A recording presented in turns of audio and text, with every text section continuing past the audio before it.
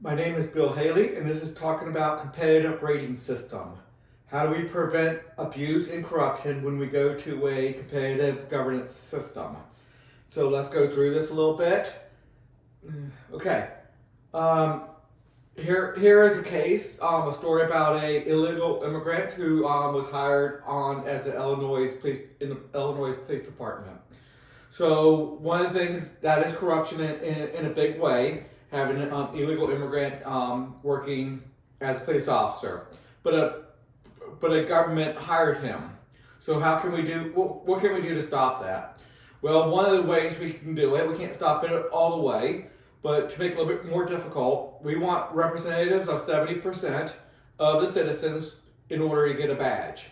We want an oversight board to make sure that you can get a you only get a badge when the heavy majority of the population agrees that you should have a badge, that you're abiding by civil liberties, you're not a criminal yourself, and many things. You're respecting civil liberties, you've gone through the proper training, you have internal affairs overseeing your work.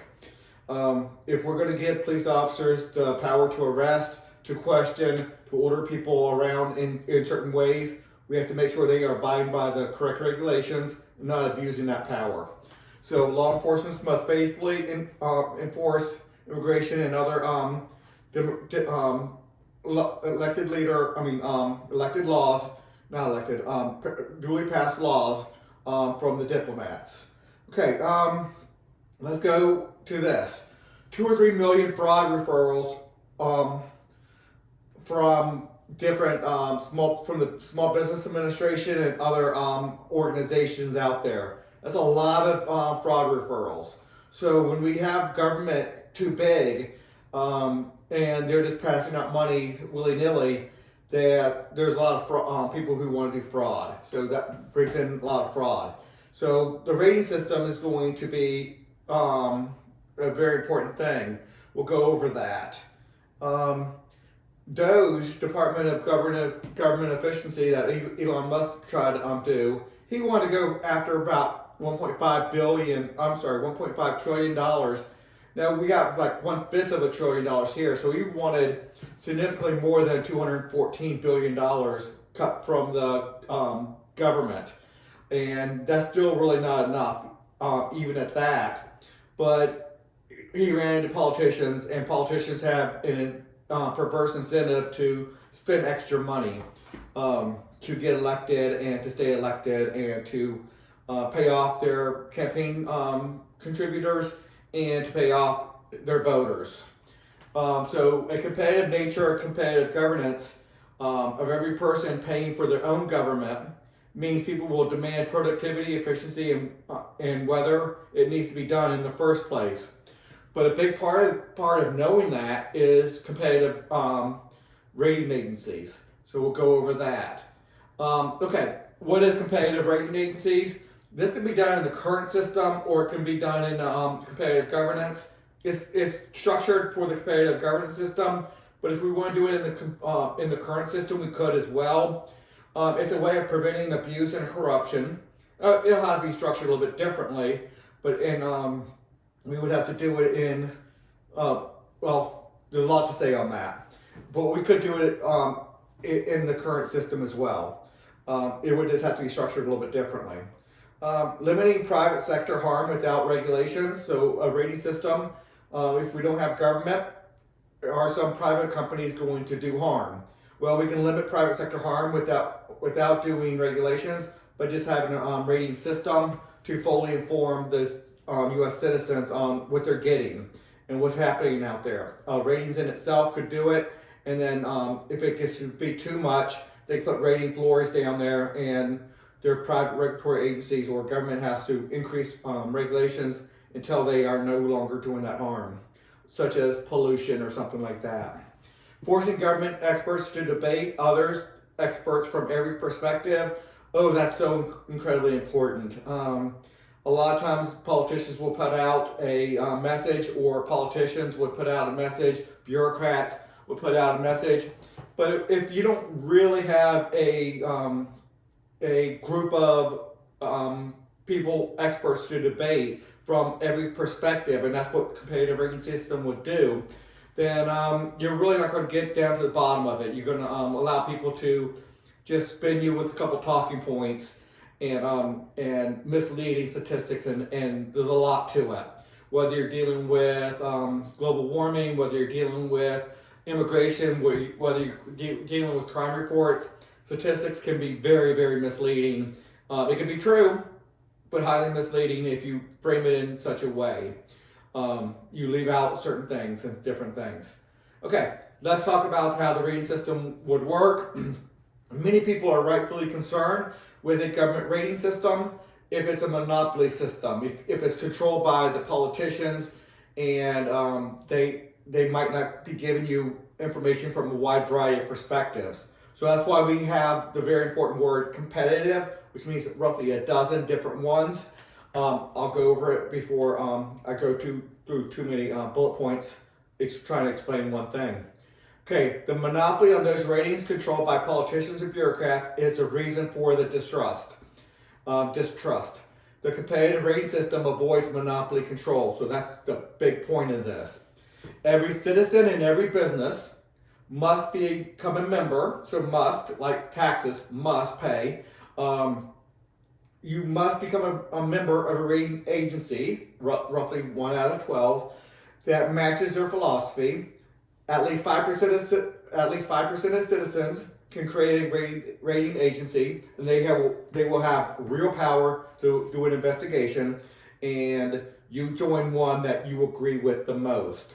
Their philosophy on how to rate whatever you're dealing with, whether it's police and civil liberties, whether it's the environment, and whether we should have climate change, or what we should be doing about climate change, or whether we even have climate change and what that means. So there's so many aspects. There's so many aspects about prisons, and there's so many aspects about education. Ratings from many different perspectives is what we're talking about. There's enormous influential power to rate and inform citizens about standards. Therefore, that we should have not a monopoly on that, but many different viewpoints. Every rating agency uses its subjective determination on how to rate, to what and how to rate. That's so important that every rating agency uses their experts to subjectively determine how and what to rate, and they'll have to be influential to overcome all the noise out there from the dozen different rating agencies. If 70% of the rating agencies, measured by membership, by individual citizen membership, decides that low standards are causing general harm to society or the people, they can create a rating floor. So pollution, noise pollution, a lot of different things in many different aspects of government. So if 70% of the people, their representatives through rating agencies, decide that it's causing harm, then they can set a rating floor. Standards need to increase above that rating floor, and consumers will ensure that good ratings reward positive externalities. So that's important. Consumers will ensure that poor ratings punish negative externalities. So good ratings are going to get more support. Bad ratings will have less support for those businesses. So people with poor ratings are not going to get the business as much as people with good ratings. And you don't just have to put out a big advertisement blitz that you are doing good. The rating agencies will be able to give you good representation of who's doing good and who's doing bad, and we can discuss that. The rating system will have oversight power over law enforcement, so there will be part of the internal affairs type of thing, using rating floors to protect civil liberties. Civil liberties are protected with a 30% vote, so it doesn't take a large number of people to say you're violating civil liberties, you need to do better, and the police need to stop violating civil liberties and the like. All rating agencies can demand within reason a robust debate on all government regulations, findings, pretense of knowledge, effects, and consequences. That's all inclusive. They can have a really robust debate, and they can demand other rating agencies debate them within reason on certain things. So if somebody says we have climate change and it's doing these ill effects, they can demand a debate on the nitty gritty of those findings. Okay, rating agencies, executives have real investigative authority into government information, so all the knowledge has to be put out there, all the studies, the background for the studies. If you're going to say there's global warming, then they need to show you all the data, how they got that data. It can't be hidden away. If you're going to be doing the oversight over police, you have to be able to look into all the police reports, all the witness statements, and you have a very robust ability to go get that information. Rating agency executives have real investigative authority into government information. There is a completely distinct rating system per competitive governance for all 30 sectors. If you don't realize, I'm separating all government power into 30 sectors. Each of the 30 sectors will have a full rating system, a competitive rating system, and the 30 sectors will be, let's say one sector is education, one sector is police, one sector is military, one sector is insurance, one's healthcare, one's banks. There's a lot of rating agencies out there, a lot of sectors of government. And you're going to be able to pick your rating agency per sector. So how you deal with, how you want to rate, let's say banks, might be a totally different type of group than wants to rate, let's say, education or helping the poor or the military, whatever the case may be. You get to pick your rating agency per sector. Highly important. Okay, everything's easy to find at Haley 2024, 2024.org. It's all about competitive governance over there. Please consider a donation, and until the next video.